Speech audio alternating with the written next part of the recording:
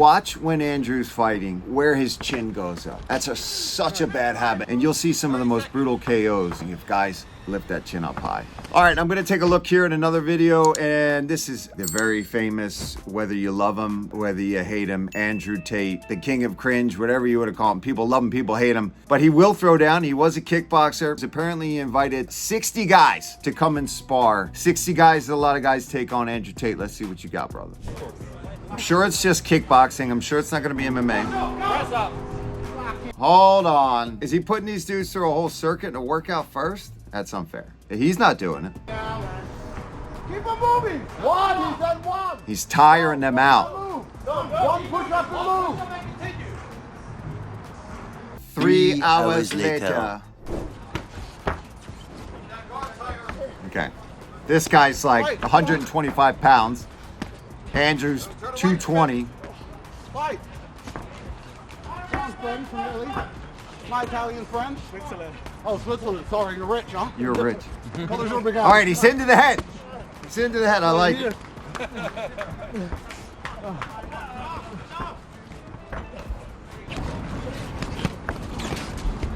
I'd love to leg kick this shit out of him. Good hook.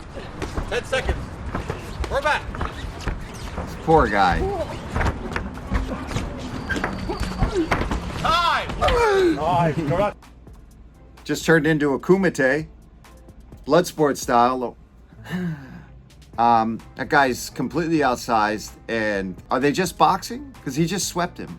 Die.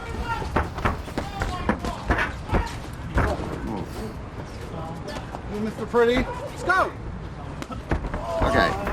One thing I will give Andrew Tate here credit for is he's not hammering these guys to the head. If they're not on his level, at least he's attacking the body. But again, this is all just for clicks, for views. These guys aren't professional fighters. Why don't you invite 2 top-level professional fighters instead of 60 dudes that you just put through a circuit who probably don't have any professional fights? Bro, your six-pack isn't just for getting girls to fucking lick your stomach.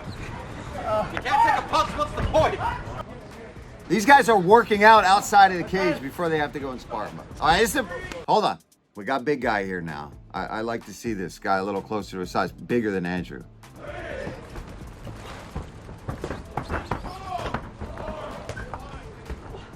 Oh, body. The body shots, they absolutely suck when you get the wind knocked out of you in a fight. And I do appreciate that if he's going to beat these guys up, beat them up to the body. You don't want to be knocking these guys out, giving them concussions, giving them broken noses and things like that when you're really, it's all for fun, right? This is all for publicity. Stand up taller. He can't stand up tall. He's hurting the body. Throw with a bit more intense. That's nice uppercut. Liver. Never been hit in the liver.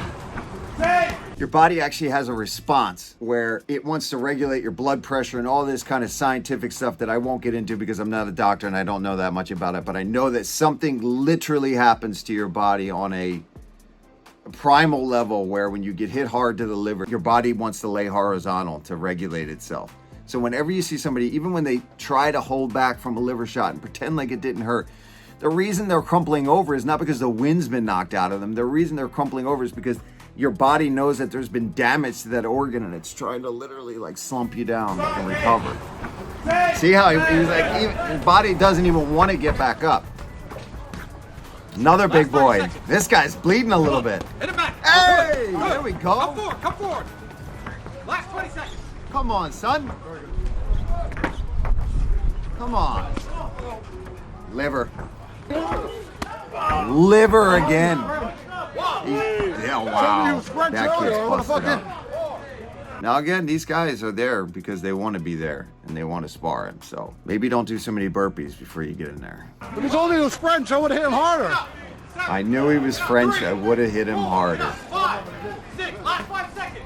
Swing back, last 5 seconds, go. What the hell was that? Time. Nice, well done. Good. Here we go.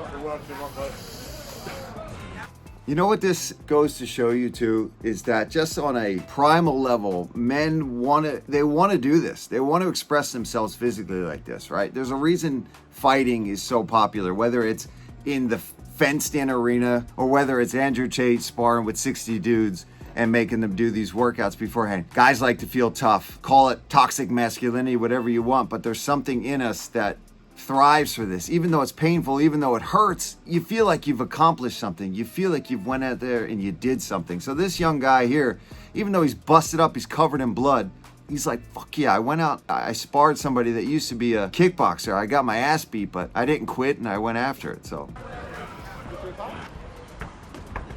Oh, hold on. Nice. This kid's got some hand speed and some skills here. Let's see how he does. Oh, that guy's still, what's going on over there? Getting his ass beat in the back. Never know coming out with a leg punch before. Tried to deliver there, but the hands are in place. But now watch out for the left hook upstairs.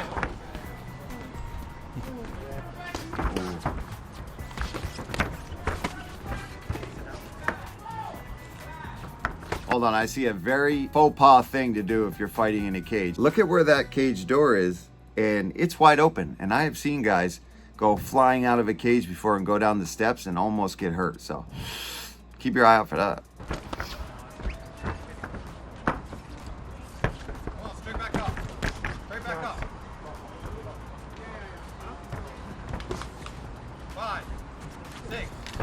One thing I've noticed about Andrew Tate, I've seen him spar and do stuff before. He's very awkward. His hands are always really low, but he is difficult to get a hold of. He stays far away from you. He's long. I mean, look at the length of his arms. He does have an extremely long reach, and he uses that to his benefit. I hate sparring guys like that. Guys that are really long and awkward and dangle around with their hands down. I'd be leg kicking the shit out of him right now. This kid's all right. Sounds like people are dying in the background. That's a good right hand. Cage door's still open. Don't love that.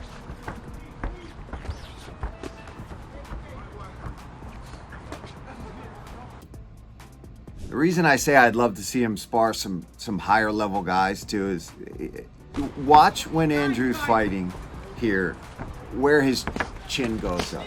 That's such a bad habit. And guys that are really long and tall and elusive love to do this. And you'll see some of the most brutal KOs in MMA or boxing if guys lift that chin up high. Let's see if he still does it. Straight back up. Look at it, he's literally sticking it out. 15 seconds. See?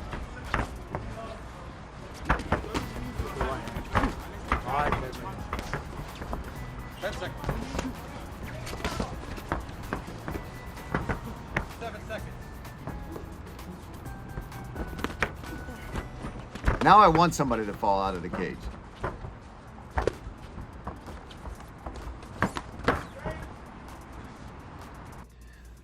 Andrew, I got 3 names that you should bring in the next time you want to spar some days. You don't need 60.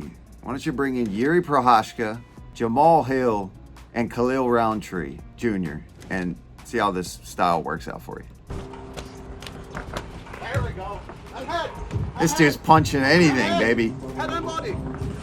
Head and body. Come on. Good. Almost.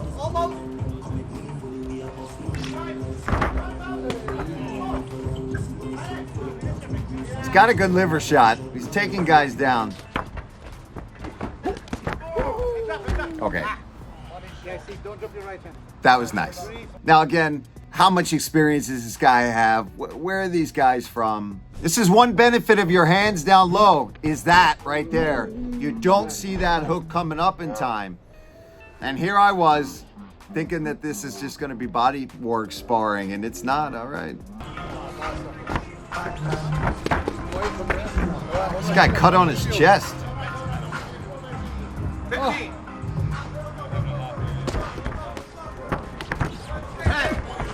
Oh, this dude's a mess. 5. He's swinging though. Time. See, he loves it, covered in blood.